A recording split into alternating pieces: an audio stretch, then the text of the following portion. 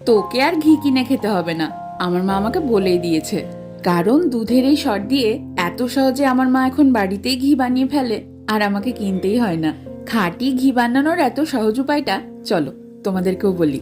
2 সপ্তাহ ধরে জমানো দুধের সরকে 5 থেকে 7 মিনিট ধরে মিক্সারে ব্লেন্ড করে নেওয়া হয়েছে।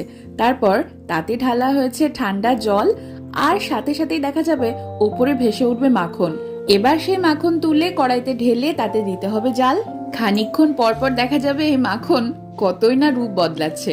খাঁটি ঘিয়ের সুবাসে রান্নাঘর পুরো মম করছে, আর এদিকে ব্যস্ত আমার এই 2 মা। সাবধানে বাবা, আঁচ কিন্তু হতে হবে একদম অল্প। আর রূপ যখন তার হবে ঠিক এমনি, তখন ঢেলে দিতে হবে কাঁচের বয়ামে। সাধে কি আর এর নাম তরল সোনা? রূপ দেখো একবার। ঠিক আধা ঘন্টার মধ্যেই এই অমূল্য রতন হাতে পেলাম। এবার কমেন্টে জানাও কার কার বাড়িতে ঘি বানানো হয়।